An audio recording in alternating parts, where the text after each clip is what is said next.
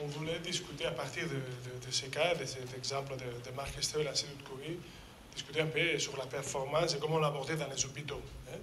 Et on dit souvent que le nirvana de la performance a été créé par Henry Ford. Nous faisons très simple. Il a fait une chaîne de production avec une seule voiture, Forte, une seule couleur, noire. Et ça, malheureusement, c'est un peu compliqué, parce que l'hôpital est beaucoup plus complexe qu'organiser une seule chaîne avec un seul produit, une seule couleur, une seule sortie. C'est un hôpital où on retrouve beaucoup de métiers, beaucoup de technologies, donne l'obligation d'organiser une certaine notion de progressivité, de travail en équipe. En plus, on commence à multiplier les formes de prise en charge. Il y en a plusieurs maintenant, l'ambulatoire, c'est complètement différent à l'hôpital conventionnel. On nous induit des aspects externes, comme le financement, qui provoquent des incitatifs et des changements de comportement. Donc c'est un contexte très compliqué pour gérer et pour introduire cette notion de simplicité, un seul produit, faible variabilité, maximum performance. Donc on a fait un exercice de dire qu'est-ce qui pourrait expliquer la performance dans les hôpitaux.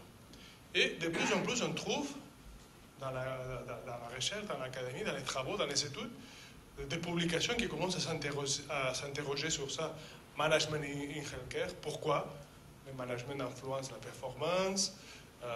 Des études en France, l'IGAS qui avait fait une étude sur les déterminants, sur la performance dans les hôpitaux, même du côté plutôt médical, les 4 pratiques pour les organisations de haute valeur ajoutée, au New England Journal of Medicine, même quelles sont la liste des bonnes pratiques pour un CEO dans les hôpitaux, pour optimiser, pour améliorer la performance, l'étude des bonnes pratiques au niveau international, beaucoup plus récente, on revoit des littératures sur les facteurs qui sont associés au bon management dans les hôpitaux. Et on voulait partager quelques réflexions avec vous, mais plutôt avec le souci de trouver quels sont ces leviers qui expliquent la performance. Dans certaines études, ça c'est une étude qui est assez intéressante parce que ça a été fait sur presque 1200 hôpitaux dans 7 pays. Et finalement, je dis que quand on parle de performance, on peut parler de 2 grandes questions, pas seulement la performance économique, on parle de la qualité, on parle de la productivité, et ils associent plusieurs facteurs. La concurrence, mais la concurrence dans le sens qui introduisent la culture de l'innovation, la culture de l'amélioration des choses. La concurrence est un incitatif pour changer les choses. La présence des médecins dans la direction, c'est-à-dire la compréhension du core business, de la logique de comment on gère l'autonomie de gestion dans les établissements, dans la gouvernance principalement.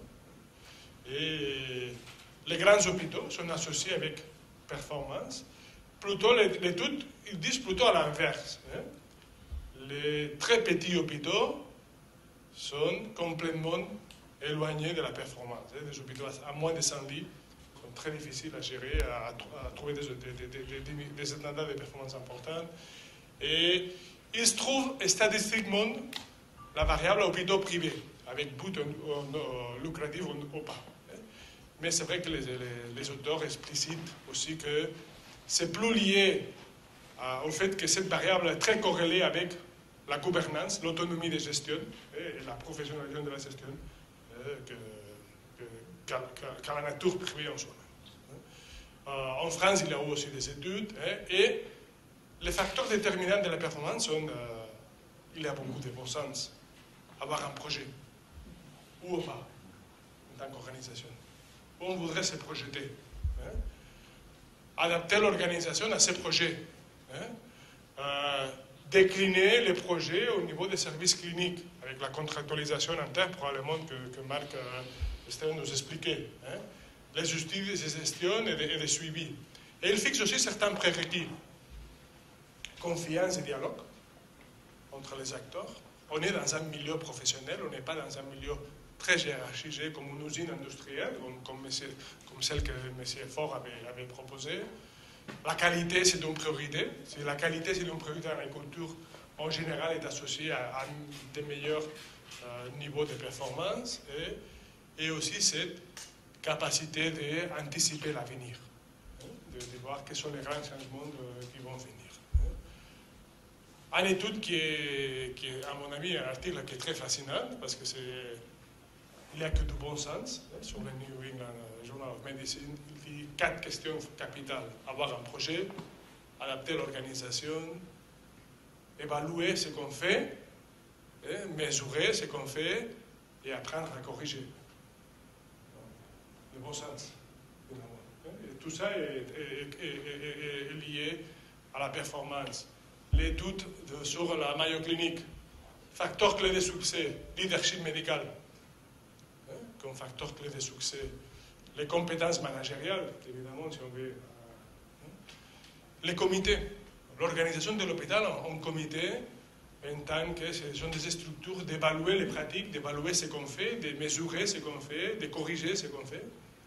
Le système de rémunération, c'est-à-dire les incitatifs, les bonus et les malus en fonction de reconnaître les bons résultats. Et aussi, évidemment, la sélection, le recrutement des bons professionnels.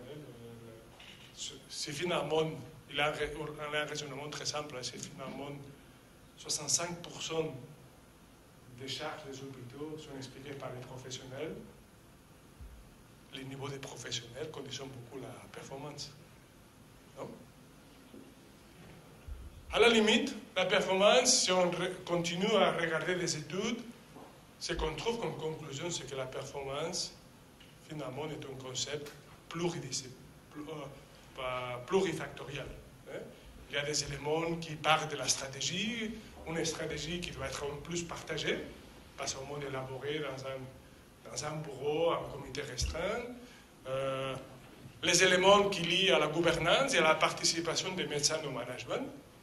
Dans certains pays, et on trouve pas mal de différences entre les pays à ce niveau, comment on organise la gouvernance hospitalière, le rôle des médecins dans la direction, etc. Le leadership médical. On ne peut pas, j'imagine qu'on ne peut pas faire avancer un projet comme on nous expliquait à l'Institut de Curie, sans évidemment une direction qui fixe les cadres, mais sans de 10 directeurs de services qui s'engagent, qui mobilisent ces équipes vers la direction proposée. L'engagement des professionnels, dans un milieu des professionnels, médecins, infirmières, etc. Mesurer, évaluer la transparence des résultats. Ce sont des facteurs tous les facteurs qui apparaissent dans la littérature. Les compétences managériales, logiquement, un contexte concurrentiel et innovant qui provoque la culture d'améliorer, d'innover, d'échanger, de ne pas rester immutable au contexte. Donc, ça sont, comme on voit, des éléments importants et qui configurent une question qui est beaucoup plus complexe que celle qu'on expliquait avec les cas d'un effort. Dans les hôpitaux, si on veut améliorer la performance, il faut intervenir sur plusieurs angles. Et on ne peut pas apporter des réponses traditionnelles, il faut apporter des réponses assez innovantes dans ces contextes. Et pour répondre à des questions qui sont beaucoup plus complexes qu'organiser une seule ligne, un seul produit. Ce sont des questions beaucoup plus difficiles dans un contexte qui va évoluer forcément, avec l'organisation par réseau, la logique entre l'amont et l'aval de l'hôpital, l'intervention des différents professionnels, un mode de financement qui va changer, etc. Donc, on a besoin, en plus, à part des éléments très structurels, très tangibles, des éléments qui sont, comme expliquait Edouard au début, beaucoup plus mobiles et beaucoup plus intangibles, qui configurent comment est-ce qu'on est capable d'intervenir auprès des professionnels, de fédérer les professionnels, de les mobiliser pour arriver au bout, pour atteindre les résultats, et comment est-ce qu'on peut, organiser des approches qui nous permettent, via l'intervention sur plusieurs angles d'attaque, d'améliorer la performance. Et on a imaginé dans ces cadres-là on a créé cette réflexion avec un manager pour dire il faut agir au moins sur 7 leviers. Sur 7 leviers qui, en fonction du contexte particulier, il faudra mettre plutôt l'accent sur un point, sur un levier ou sur l'autre, sur 3 leviers ou sur les 7 en même temps. Ce sont les leviers que maintenant Cédric a expliqué beaucoup plus en détail.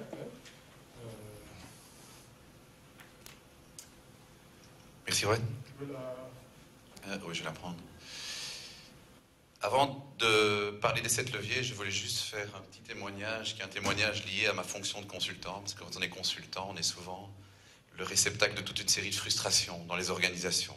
Et donc quand on arrive dans une organisation et qu'on donne une formation, il arrive qu'on prenne une heure pour écouter les frustrations. Et de plus en plus, on reçoit des messages par rapport à une espèce de perception de ce qu'est la performance, la notion de performance. En disant, nous sommes des institutions hospitalières, donc ça veut dire quoi? Ça veut dire que l'objet social de l'organisation, c'est le bien-être du patient. Et on nous parle que de performance. Est-ce qu'on ne peut pas nous parler d'autre chose que de la finance? Vous voyez que dans cette phrase-là, vous avez déjà quelque chose qui n'est pas correct. Ça veut dire qu'on associe la performance à la performance financière. Alors, par rapport à ça, le monde de la consultance joue un jeu qui n'est pas toujours un jeu très sain. Ça veut dire quoi? Ça veut dire que si vous regardez le marché de la consultance, vous avez des organisations qui sont très spécialisées dans des niches. Vous avez des consultants qui sont plus spécialisés dans la stratégie des organisations, dans la définition des projets stratégiques. Vous avez d'autres consultants qui sont plus spécialisés dans l'évaluation de compétences, dans la définition de profils de compétences, d'autres consultants qui sont spécialisés dans des systèmes d'évaluation, des systèmes d'indicateurs de performance, etc. Et puis vous avez chaque fois un argumentaire dans le monde de la consultance. On arrive chez notre client en disant, ben vous savez, nous on ne fait pas de la stratégie, on s'occupe des gens. D'accord ? On s'occupe du bien-être des gens.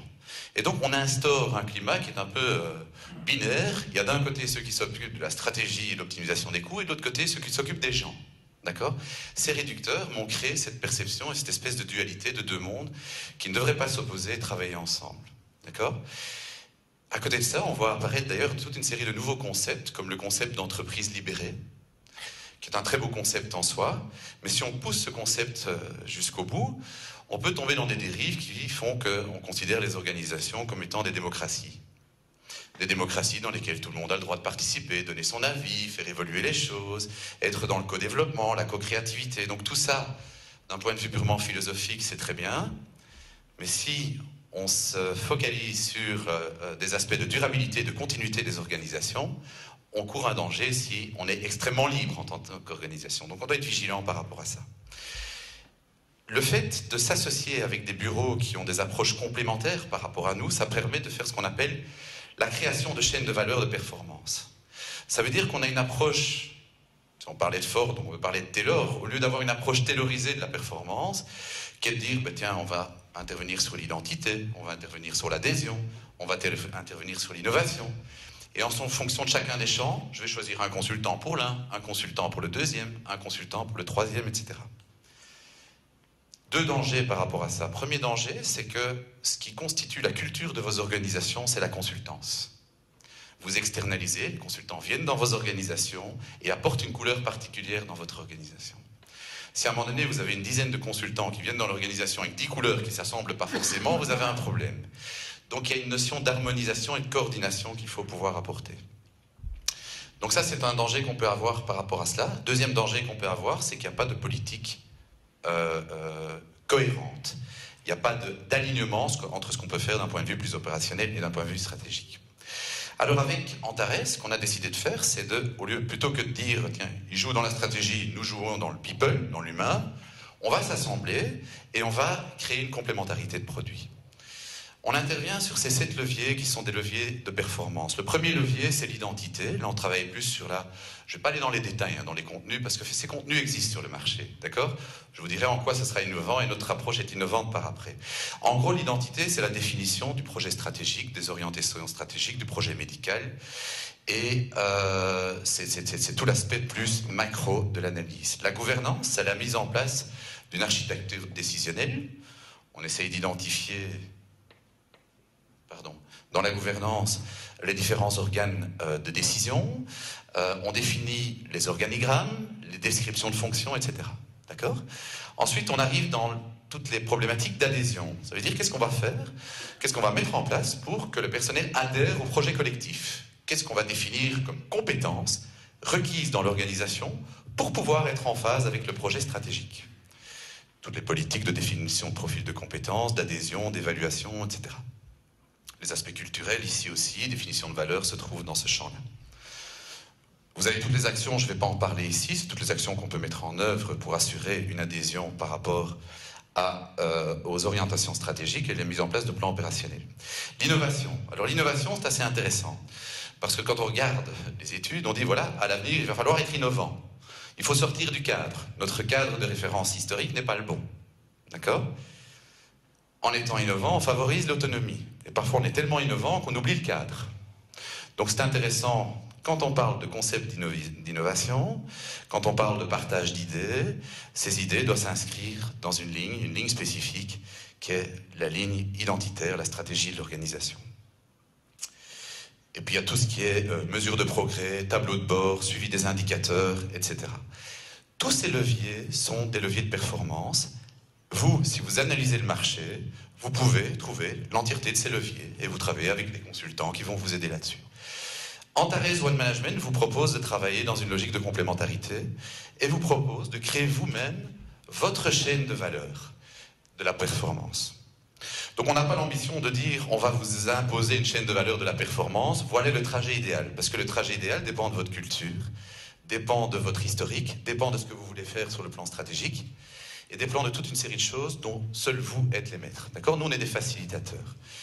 Alors, comme l'a dit Édouard tout à l'heure, on est spécialisé dans le domaine des hôpitaux. Donc, il y en a certains qu'on connaît ici, on a des projets plus ou moins développés.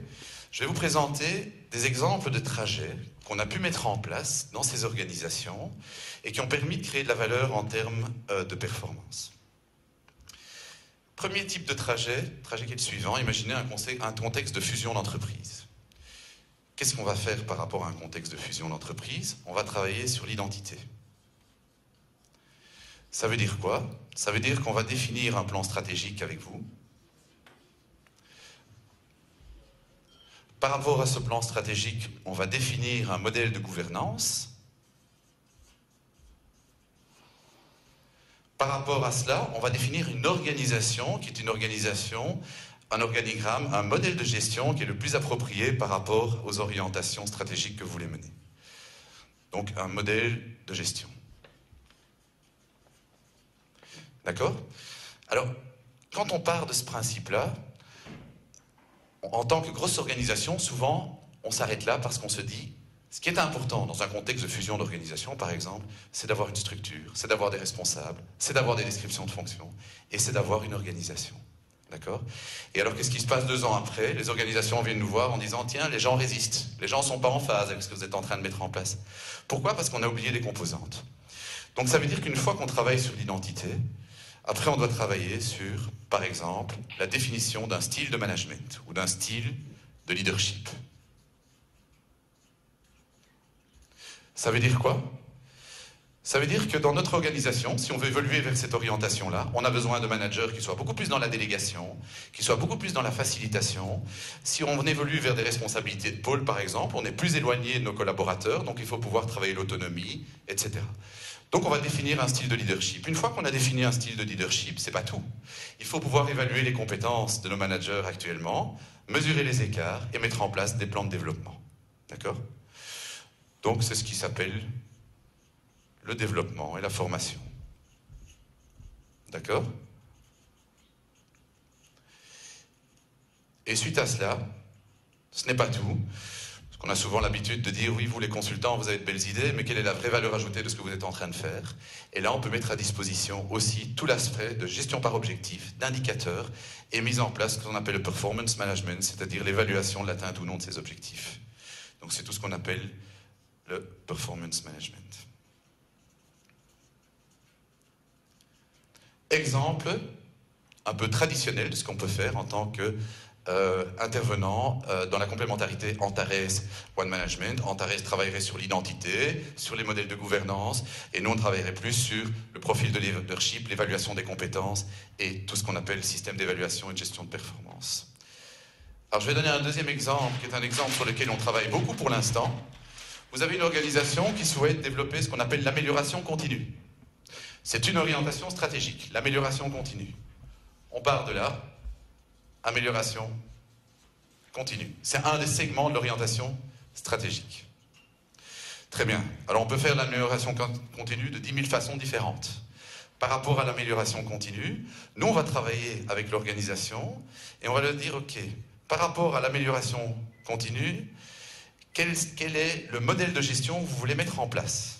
D'accord? Donc on va travailler sur le modèle de gestion qui va favoriser cette amélioration continue. Et donc on peut mettre ici en place ce qu'on appelle le cluster, qui est repris ici, d'innovation. En quoi vous voulez innover par rapport à votre modèle de gestion, qui est plutôt traditionnaliste, pour être dans une logique d'amélioration continue. Une fois qu'on a innové et qu'on a défini le nouveau modèle de gestion, on va dire, ok, les managers qui sont là actuellement, est-ce qu'ils sont capables d'être le moteur de ces nouveaux modèles de gestion? Et plus particulièrement, les middle managers, qui sont les principaux acteurs du changement dans les organisations. Les chefs de service, etc. Et donc, on va définir un programme de développement pour le middle management, d'accord? Dans lequel on va retrouver différents axes. Un des axes, par exemple, c'est ce qu'on appelle le manager coach, évoluer d'une logique de manager plutôt top-down, orienté objectif, rationnel, vers du manager coach qui stimule les autres à être acteurs de leur propre développement.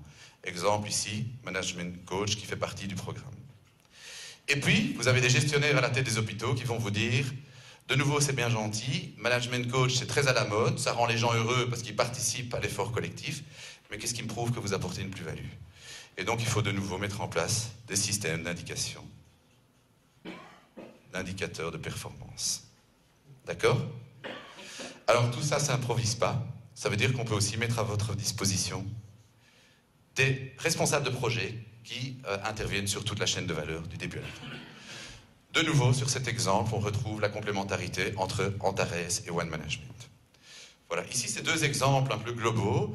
Maintenant, vous pouvez avoir des exemples très spécifiques. Imaginons que vous ayez un département qui dysfonctionne dans votre organisation. Je prends l'exemple d'un département, prenons l'exemple de département radiologie d'une organisation, par exemple. Ou ça peut être le département infirmier, mais prenons l'exemple département radiologie. Et dans ce département, il y a du dysfonctionnement, il y a un problème de performance, les gens ne s'entendent pas, etc. Ce qu'on fait alors à ce moment-là, on fait d'abord un audit, on analyse les problématiques. Sur cette base-là, on constate qu'il peut y avoir des problématiques d'ordre stratégique, pas de définition du projet de service. Il peut y avoir des problématiques de management, pas de leader reconnu par les autres. Et il peut y avoir des problèmes d'adhésion de l'équipe au projet collectif du service. Par rapport à ça, on peut mettre un plan d'action qui intervient sur les trois dimensions, d'où la complémentarité des deux bureaux de consultance. Voilà. Donc ces trois exemples permettent de vous montrer qu'en intervenant de façon intégrée au profit des organisations hospitalières, on crée de la valeur ajoutée, on crée de la valeur et on crée de la performance, plutôt que d'être dans une logique taylorisée. Et donc c'est la raison du partenariat. Voilà, je vous remercie.